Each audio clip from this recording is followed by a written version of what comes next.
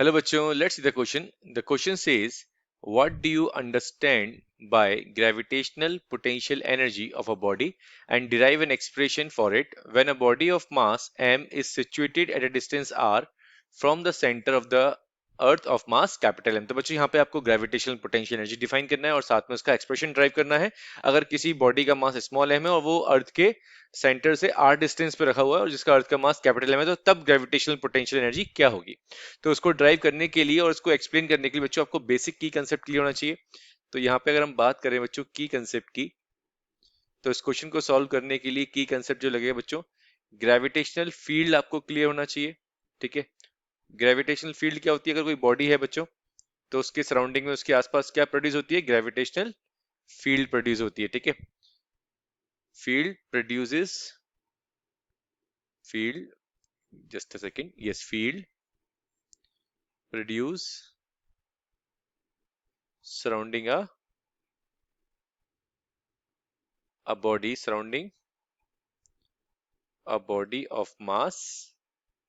ठीक है, अब कुछ भी मास मान सकते हैं। ठीक है, जो भी बॉडी का मास है उसके आसपास क्या प्रोड्यूस होगी बच्चों? ग्रेविटेशनल फील्ड प्रोड्यूस होगी। तो यहाँ पे हम ग्रेविटेशनल फील्ड के अंदर किसी भी ऑब्जेक्ट को जब लेके जाते हैं इन्फिनिटी से, और ग्रेविटेशनल फील्ड के अंदर जो हमें वर्क करना पड़ता है बच्चों बेसिकली, उसको हम कहते हैं ग्रेविटेशनल पोटेंशियल एनर्जी। मैं इसकी प्रॉपर डेफिनेशन लिख देता हूँ आपके लिए। ठीक है, तो what is mean by gravitational potential energy? The work obtained the work obtained in bringing the work obtained in bringing a body from infinity from infinity to a point in gravitational field, infinity to a point gravitational field is called gravitational potential energy। क्या बोलते हैं बच्चों उसको? Gravitational potential energy बोलते हैं उसको। ठीक है, फॉर एग्जांपल ये आपकी अर्थ है, सपोज करो ये अर्थ मान लिया आपने। ठीक है, ये अर्थ का सेंटर है और यहाँ से डिस्टेंस कितनी दे रखी है बच्चों क्वेश्चन में? आर दे रखी है। और अर्थ का मास कितना है? Capital M. और एक ऑब्जेक्ट सपोज करो स्मॉल एम का कहाँ पे रखा हुआ है? इन्फिनिटी। अब इन्फिनिटी से आप इसको लेके आ रहे हैं अर्थ के सरफेस पर। ठीक है, जो सेंटर से कितनी दूरी है? आर है, इतनी दूरी पे लेके आ रहे हैं। तो जो आपको इस ग्रेविटेशनल फील्ड के अंदर लेके जाने में जो आपको वर्क करना पड़ेगा इन्फिनिटी से इस फील्ड के अंदर लेके जाने में, ठीक है, उसको बेसिकली हम बोलते हैं ग्रेविटेशनल पोटेंशियल एनर्जी। अब इसका एक्सप्रेशन ड्राइव करते हैं। ठीक है बच्चों, तो एक्सप्रेशन ड्राइव करने के लिए अगेन हमें इसका डायग्राम की जरूरत पड़ेगी। सपोज करो यहाँ पर आपने ले लिया एक अर्थ, ठीक है, जिसका सेंटर है, सेंटर, यहाँ से सेंटर से आपने डिस्टेंस मान लिया आर, अर्थ का मास कैपिटल एम, इन्फिनिटी पे का ऑब्जेक्ट रखा है स्मॉल एम का, और यहाँ से इसको आप इस ग्रेविटेशनल फील्ड के अंदर लेके आ रहे हैं। ठीक है, एक इंटरमीडिएट डिस्टेंस ले लीजिए आप, छोटी सी डिस्टेंस ले लिया बच्चों आपने dx। ठीक है, और यहाँ से लेके यहाँ तक जो डिस्टेंस मान ली आपने इन्फिनिटी से, वो कितनी मान ली बच्चों? x मान ली। ठीक है, ये डायग्राम क्लियर होना चाहिए इसके एक्सप्रेशन ड्राइव करने के लिए। ठीक है, तो यहाँ पे सबसे पहले अगर हम बात करें बच्चों force of attraction between the earth and the object, कितना होगा? Force of attraction between force of attraction between the earth and the object, force of attraction between the earth and the object।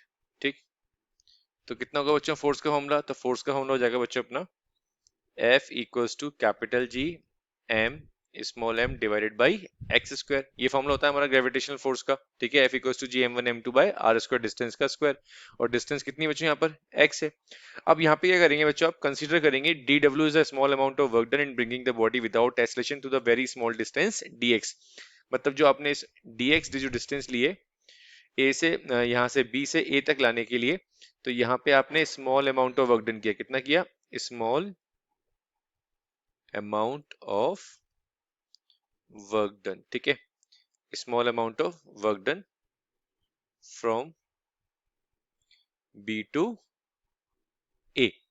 ठीक है, अब यहाँ पे अगर हम बात करें डिस्टेंस हमारी dx से, तो हमारे पास वर्क डन का फॉर्मूला क्या होता है बच्चों? dw equals to F D X, ठीक है। ये फॉर्मूला होता है फोर्स इंटू डिस्प्लेसमेंट, इसको हम यूज करेंगे यहाँ पर। अब यहाँ पे हमें पता है एफ की वैल्यू कितनी है बच्चों, उसको हम यूज करेंगे और फॉर्मूले में पुट करेंगे, ठीक है। तो यहाँ पे बच्चों ये आ जाएगा अपने पास D W equals to, F की वैल्यू थी G small M capital M divided by x square, साथ में चलेगा dx, ठीक है। अब इसको हम इंटीग्रेट कर देंगे ओवरऑल वर्क डन निकालने के लिए, तो w आ जाएगा अपने पास w equals to, sorry dw equals to आ गया बच्चों अपने पास इन्फिनिटी से r, और फॉर्मूला चल रहा है G M M by x square dx, ठीक है। dw का इंटीग्रेशन w हो जाएगा, ठीक है बच्चों। इसको हम जब सॉल्व करेंगे फाइनली, तो यहाँ पे मैं बता देता हूँ आपको, इसको जब आप सॉल्व करेंगे तो कांस्टेंट टर्म तो बाहर हो जाएंगे, G M M by x square, और जस्ट अ सेकेंड इसको भी साथ में लेंगे हम, G small M capital M बाहर आ जाएगा, किसका इंटीग्रेशन होगा बच्चों, 1/x स्क्वायर, तो ये हो जाएगा एक्स की -2 dx, लिमिट चल रही है बच्चों हमारी इन्फिनिटी से r, ठीक है। तो ये आ जाएगा अपने पास जी स्मॉल एम कैपिटल एम, इसको जब इंटीग्रेट करेंगे तो x की पावर -2 + 1 अपॉन -2 + 1, और लिमिट चल रही है इन्फिनिटी से r, ठीक है। तो ये आ जाएगा G small M capital M x की पावर -1 अपॉन -1, लिमिट चल रही है इन्फिनिटी से r।